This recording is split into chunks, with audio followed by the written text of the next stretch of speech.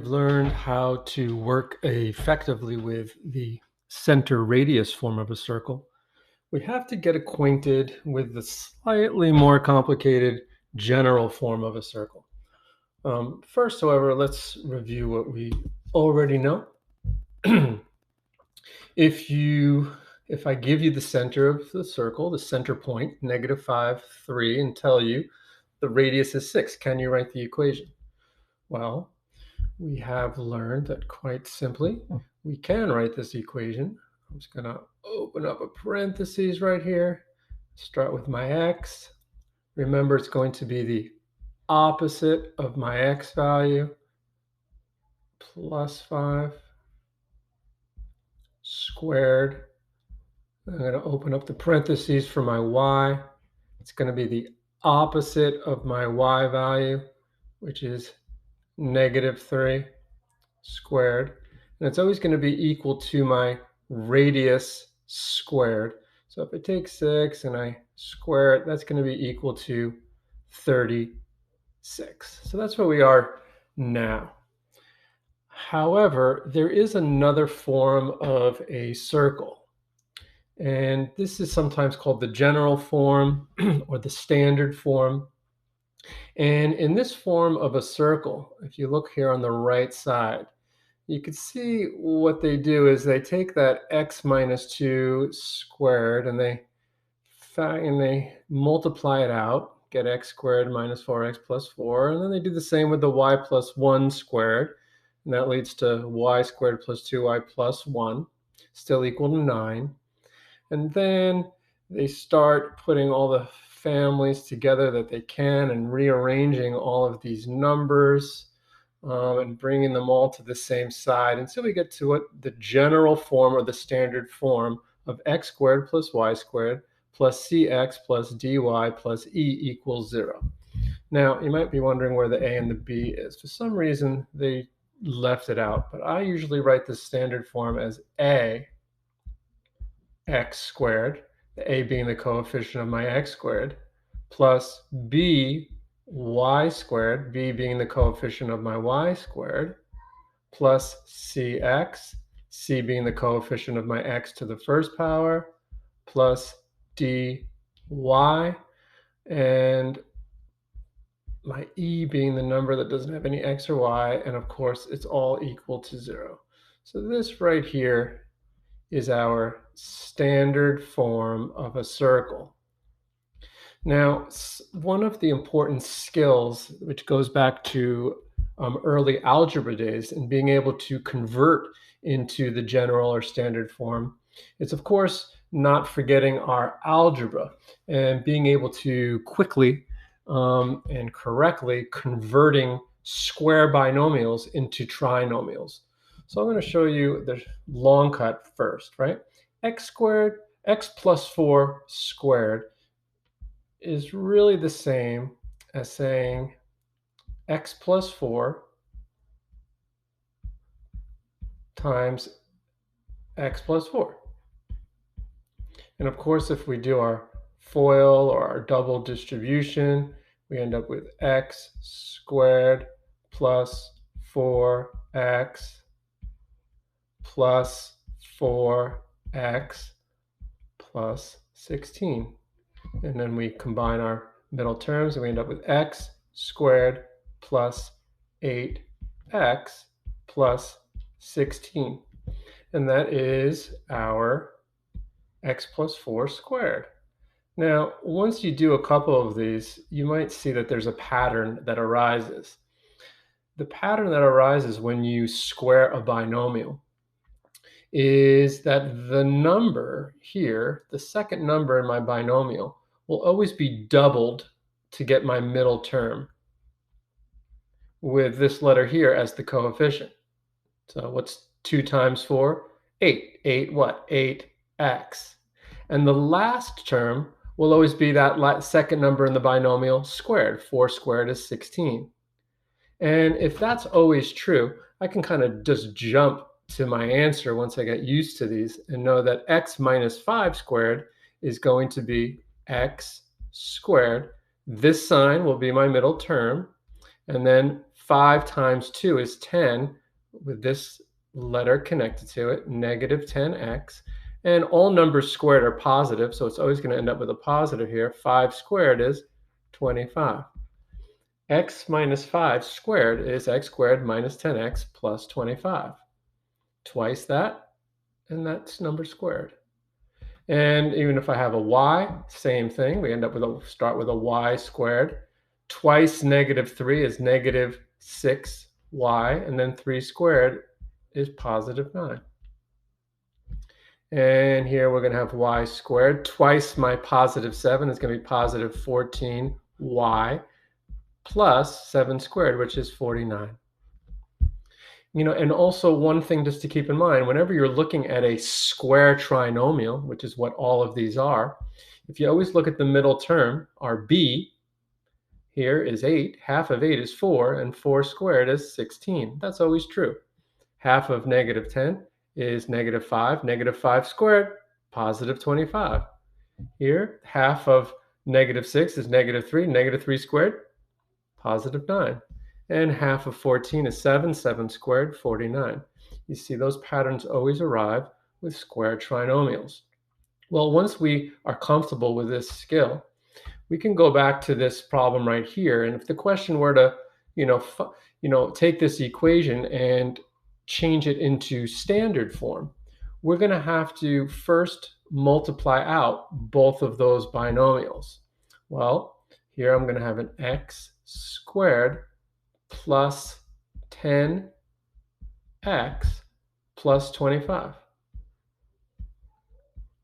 And then here I'm going to have a plus y squared minus 6y plus 9 is equal to 36.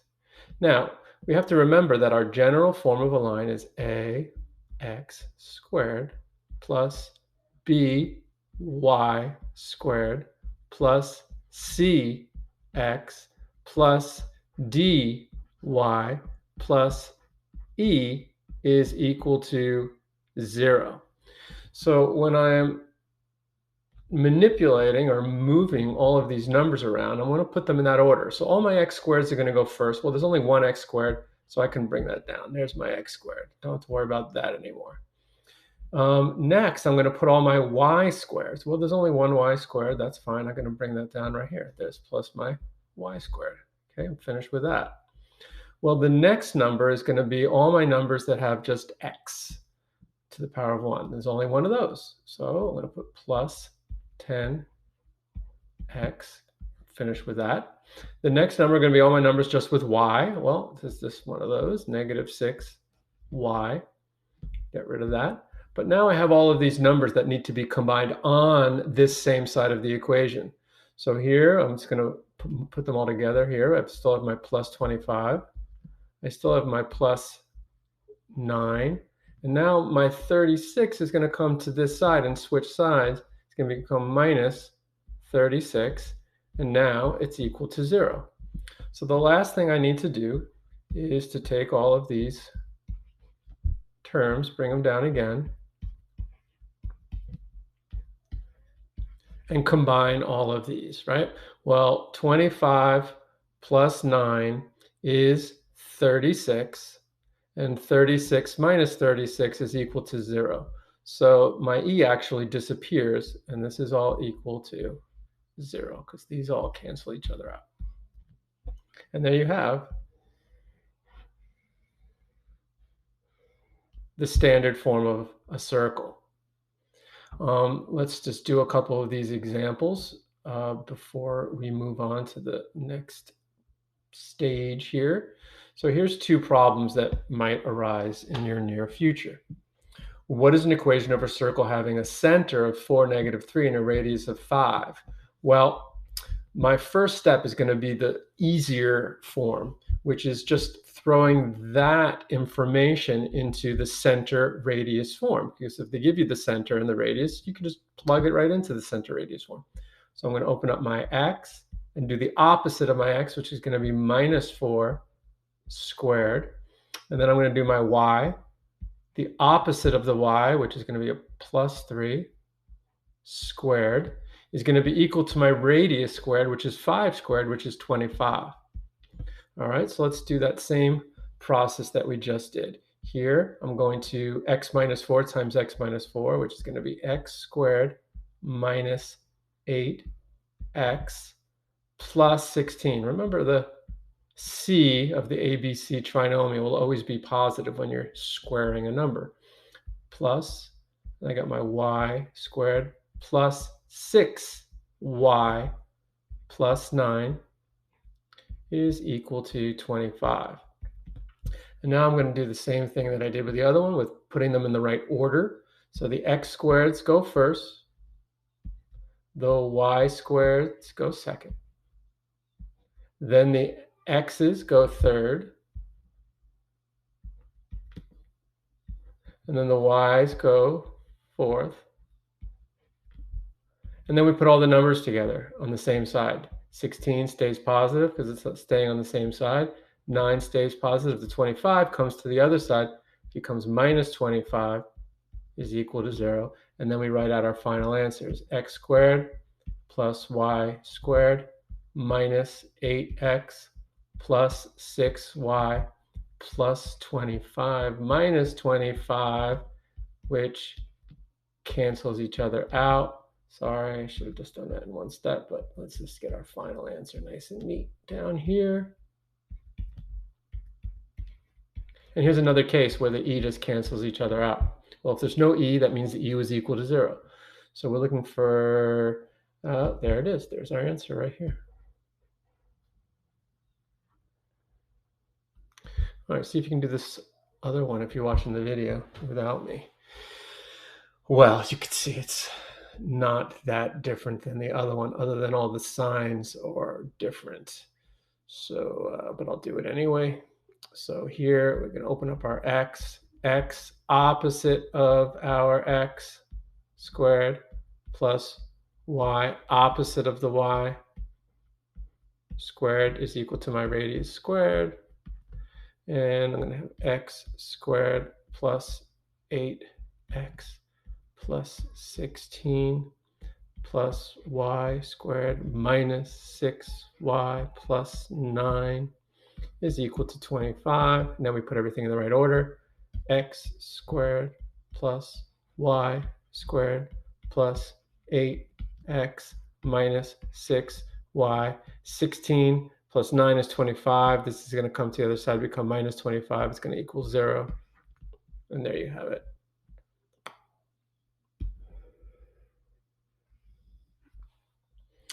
And that is that. However, there is one final thing that we need to do, which is probably the most difficult of them all. And that is, can you complete or create a square trinomial? Well, why is that important? Well, sometimes we have to go in the other direction and go from the standard form back into circle radius form.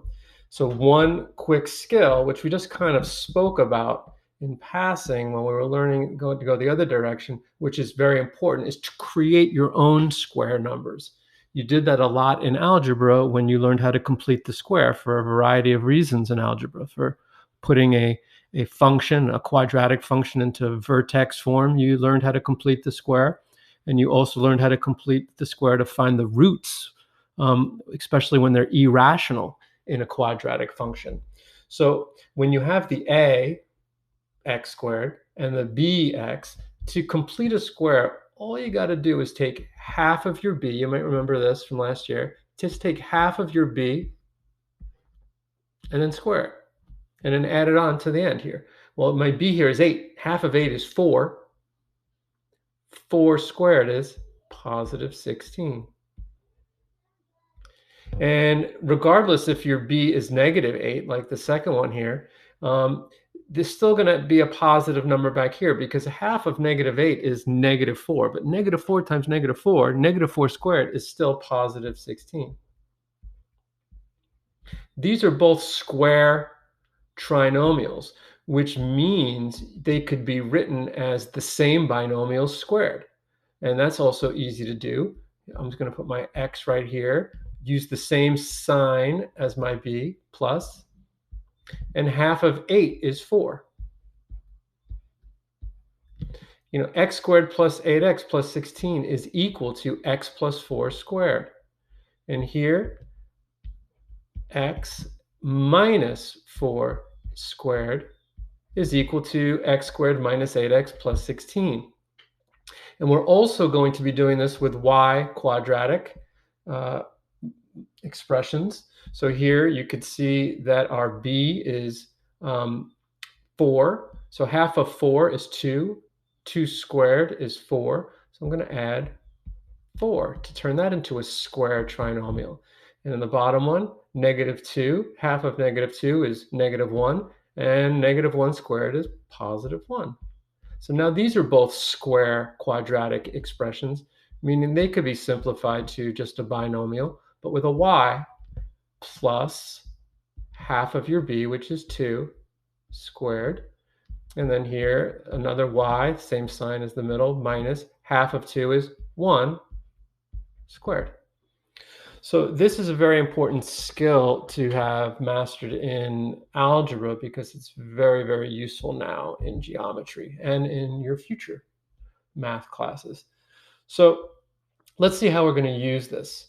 Well, here's an example of converting a standard form circle into center radius form. And it involves, as you can see, completing the square, which we just practiced doing. So here's some steps that you can look at, even though I'm going to show you a couple examples in a second.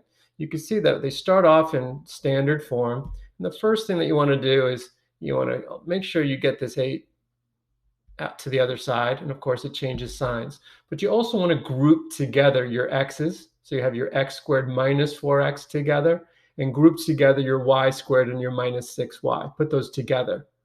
Then you kind of separate them a little bit, because what you're going to do is create your own square trinomial for each one of those. Here, half of -4 is 2 squared. You can see they put a 4 in that box down there. And here, half of 6 is 3 squared. They put a 9 there. But you can't just add numbers to one side of an equation without doing the same to the other. So as we added 4 here, we also added 4 to the other side of the equation to keep it balanced.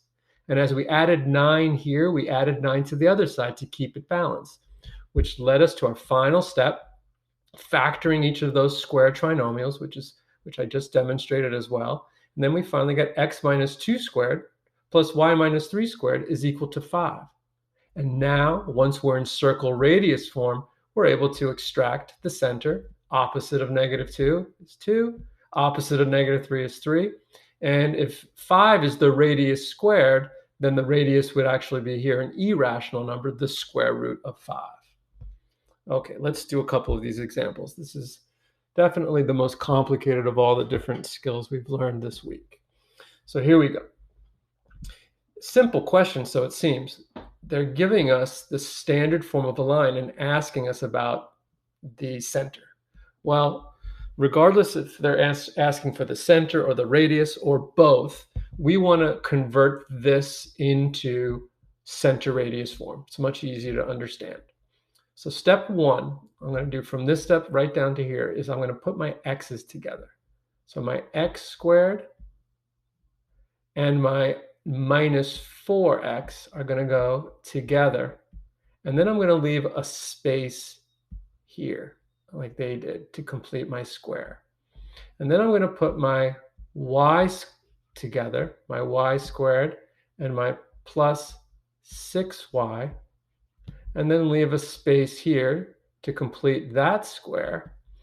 And at the same time, I'm going to put equals and bring that -20 to the other side of the equation and make it equal to +20.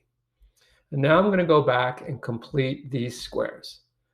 So I'm going to look at the x squared minus 4x first. Half of 4 is 2, and then 2 squared is 4. So I'm going to add 4 to make that a square, which means I also have to add 4 to this side as well. And now I'm going to complete the square for my y express part of this equation. Half of 6 is 3. 3 squared is 9. So I'm also going to add 9 to the other side of the equation. And now I'm going to put these square trinomials into their binomial squared form. So I'm going to factor it, really. Take my x. It's always going to share the same sign here. And this is always going to be half of my b, which is 2 squared. And then I'm going to do the y part. Well, it's going to be y. It's always going to be the same sign as the middle term, plus, and half of the b squared will be equal to, now I'm just going to add all of that up, and you get 20 plus 13, which is going to be 33. And we now have center radius form. So I know that the center of this circle will be the opposite of what's in my x parentheses. So it's -2, so it's going to be +2. And then my y value for the center will be the opposite of what's inside my y parentheses, which would be -3. That's all they're asking for in this question, but I also would have a radius of, remember, 33 is my radius squared. So here's another case where we'll have an irrational radius, would be the square root of 33. That's not what they're asking. They're just asking for the center. 2, -3 is the correct answer. All right, let's just do one final problem here. Okay, so once again, they're asking for the center and the radius given a standard form of a circle. So I'm going to first combine my x's, my x squared with my plus 4x, and leave space to complete the square. And then my y squared minus 6y, and space to complete my square. And I'm going to bring that positive 12 to the other side, which is going to become -12. And now half of 4 is 2. 2 squared is 4, so I'm going to add 4 here and also add 4 on the other side. And then here, half of 6 is 3. 3 squared is 9, which means I'm also going to add 9 to the other side of the equation. And now I'm ready to put this in factored binomial form. So I have my x, half of my b is +2 squared, and then I'm going to do my y minus half of my b, which is 3 squared, will be equal to -12 plus 4 plus 9, which is 13, is going to be equals 1. So now I can know that the center of this circle would be the opposite of what's inside my x parentheses, which is -2. My y will be opposite what's in my y parentheses, which is +3. And remember, my radius squared is what that's equal to. Square root, square root. Well, the square root of 1 is 1. And has a radius of 1. So -2, 3, and 1 are the final answer.